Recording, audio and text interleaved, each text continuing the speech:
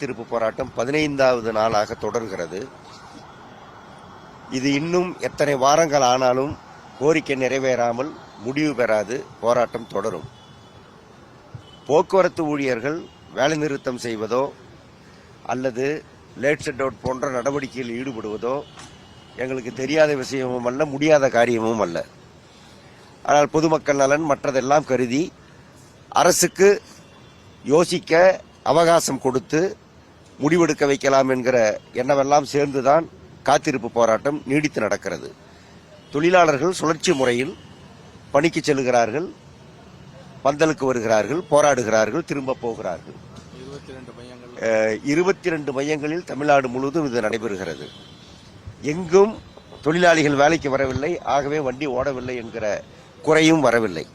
இதுவெல்லாம் நாங்கள் திட்டமிட்டே அந்த அந்த கழகங்களுக்கோ அல்லது பொதுமக்களுக்கோ தொல்லை வரக்கூடாது என்று நினைத்து பண்ணுகிறோம். இந்த நல்லெண்ணத்தை அரசு புரிந்து கொண்டு பிரச்சனையை தீர்க்க முன்வர வேண்டும். 1. 2, இந்த கோரிக்கைகள் ஏற்கனவே பெறுவதை விட கூடுதலாக என்ன தரப்போகிறீர்கள் என்று கேட்டு நாங்கள் போராடவில்லை. எங்களுக்கு வரவேண்டிய பணம் 30 ஆண்டுகளாக நாங்கள் சேமித்த பணம், ஒப்பந்த வழியாக எங்களுக்கு வரவேண்டிய அரியர்ஸ் பணம், ஒப்பந்தப்படி சட்டப்படி வரவேண்டிய பஞ்சப்படி போன்ற விஷயங்கள், இவை அனைத்துமே எங்களுக்கு மறுக்கப்பட்டு வருகிறது. ஆகவே எங்களுக்கு உரியதை நீங்கள் மறுத்திருக்கிறீர்கள், மறுத்ததை தாருங்கள் என்பதுதான் கோரிக்கை. இந்த கோரிக்கையை மறுக்கவோ நிராகரிக்கவோ வாய்ப்பு, இன்னும் அவகாசம் கொடுக்கணும் கேட்கவோ அரசுக்கு வாய்ப்பில்லை. இருந்தாலும் அரசு மிக மோசமாக இந்த பிரச்சனையை அணுகி கொண்டிருக்கிறது. ஆகவே இந்த போராட்டம் தொடர்கிறது என்கிற நிலையில இன்று அமைச்சர் எங்களை அழைத்தார், பேச்சுவார்த்தைக்கு அழைத்தார். அமைச்சருடைய அலுவலகத்திலே இன்று கோட்டை தோழர் தயானந்தன் அவர்களும் ஓய்வு பெற்ற ஊழியர் சங்கத்தினுடைய தலைவர்கள் நடராஜன், ஆதிமூலம் ஆகியோரும் அந்த பேச்சுவார்த்தையில கலந்து கொண்டோம். அமைச்சர் கேட்டார், என்ன வேண்டும் என்று கேட்டார். நல்ல வார்த்தை 4 வேண்டும் என்று நான் சொன்னேன். என்ன நல்ல வார்த்தை என்று கேட்கிறீர்கள், உங்களுக்கு தெரியாததா? எவ்வளவு கடுமையான கஷ்டத்தில் தொழிலாளிகள் இருக்கிறார்கள், ஓய்வு பெற்றவர்கள், பணப்பலன் இல்லாமல். இப்போதும் கூட ஓய்வு பெற்றவர்களுக்கு 10 மாதம் போக பாக்கி 15 மாதம் பாக்கி இருக்கிறது. அந்த 15 மாதத்தை எப்போது தருவீர்கள் என்று ஒரு நாள் சொல்லுங்கள், ஒரு வரையறை சொல்லுங்கள்.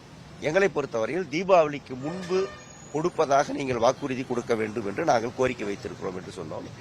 நான் அதை நிச்சயமாக பரிசீலிக்கிறேன், சம்பந்தப்பட்டவர்களோடு நிதித்துறையோடு பேசிவிட்டு உங்களுக்கு பதில் சொல்லுகிறேன் என்று சொல்லியிருக்கிறார். பணியில் இருப்பவர்களுடைய அரியர்ஸ், 2 மாத அரியர்ஸ், அந்த அரியர்ஸை இவ்வளவு நாள் கொடுக்காமல் இருப்பது சரியல்ல என்று சொன்னோம். அதை 1 வாரம் 10 நாட்களுக்குள்ளாக கொடுப்பதற்கு நடவடிக்கை எடுப்பதாக சொல்லியிருக்கிறார். அதேபோல் மீதி கோரிக்கைகளை பொறுத்தவரையிலே ஓய்வு பெற்றவர்களுடைய பென்ஷன்தாரர்களுடைய பஞ்சப்படி, பென்ஷன்தாரர்களுடைய மருத்துவ காப்பீடு, ஓய்வு பெற்ற இறந்து போனவர்களுடைய வாரிசு, 2003க்கு பிறகு பணியில் சேர்ந்தவர்களுடைய பழைய ஓய்வூதியம் போன்ற இந்த எல்லா பிரச்சனைகளும் விவாதிக்கப்பட்டது. இது எல்லாவற்றிலும் நடவடிக்கை நான் எடுத்திருக்கிறேன் என்று சொன்னார். எல்லாமே கொஞ்சம் கொஞ்சம் எடுத்திருக்கிறீர்கள், ஆனால் இது போதாது என்பதுதான் எங்களுடைய குறை என்று சொன்னோம். அது சம்பந்தமாக பரிசீலிப்பதாக சொல்லியிருக்கிறார். 2003க்கு பிறகு வேலைக்கு சேர்ந்தவர்களுடைய பென்ஷனை பொறுத்தவரையிலே 2003ஆம் ஆண்டு 2023ஆம் ஆண்டு இந்த கோரிக்கை சம்பந்தமாக ஒரு கமிட்டி போட்டு நாம் பரிசீலிக்கலாம் என்று ஒரு கமிட்டி அமைக்கப்பட்டது. அந்த கமிட்டி முறையாக கூடவே இல்லை. ஒரு முறை கூடியது, அதுக்கப்புறம் கூடவே இல்லை. இப்போ 3 வருஷம் ஆச்சு. அந்த ஜியோ, அந்த அரசாணை, அந்த கமிட்டி அமைக்கப்பட்ட அரசாணையை அமைச்சரிடம் கொடுத்து, இப்படி நீங்கள் இருந்தால் எப்படி நாங்கள் என்ன செய்ய முடியும், எப்போது முடியும் என்று நாங்கள் கேட்டோம்.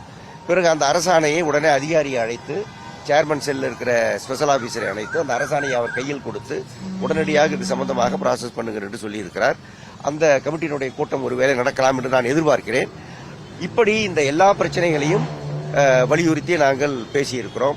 அமைச்சர் சம்பந்தப்பட்டவர்களோடு கலந்து பேசிவிட்டு உங்களோடு மீண்டும் என்னுடைய பதில் உரையை தருகிறேன் என்று சொல்லியிருக்கிறார்.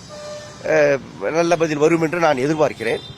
வந்தால் அதற்கு பிறகு போராட்டம் முடிவுக்கு வரும், இல்லாவிட்டால் போராட்டம் நீடிக்கும். பண்டிகை காலங்கள் நேரங்களில் கூட நம்ம போராட்டம் அறிவிக்கிறது வழக்கம். தீபாவளி, பொங்கல் போன்ற சமயத்தில் வேலை நிறுத்த போராட்டத்தை அறிவிக்கும். இதே மாதிரி கோரிக்கை பல வச்சு வந்து போயிருக்கோம். ஒருவேளை நிறைவேற்ற முடியவில்லை என்றால் இது மாதிரி வேலை நிறுத்த போராட்டத்துக்கு வாய்ப்பு இல்லை. அதாவது எங்களுடைய கோரிக்கை அது தாமதப்படுவது, இதற்கு மேல் இருக்க முடியாது என்கிற நிலையில் தான் போராட்டம் அறிவிக்கிறோம். பண்டிகை காலம்னு பார்த்தெல்லாம் நாங்கள் போராட்டம் அறிவிக்கல. நீங்கள் கேள்வி கேட்குற போதே பார்த்து கேட்கணும். அதனால இப்போ பண்டிகை காலம் என்பது உங்களுக்கும் எனக்கு மட்டுமல்ல, அரசுக்கும் தானே பண்டிகை காலம். ஆகவே பண்டிகை காலம் வருகிறது, பிரச்சனையை முடித்து விடுவோம், பேசி விடுவோம் என்றெல்லாம் அரசு பார்க்க வேண்டும். ஆகவே என்னிடம் கேட்கிற கேள்வி அரசிடம் கொஞ்சம் கேளுங்கள். தீபாவளி வருகிறது, போராட்டம் வராமல் பார்த்துக் கொள்ளுங்கள் என்று அமைச்சருக்கு நீங்கள் சொல்ல வேண்டும் என்று நான் கேட்டுக்கொள்கிறேன்.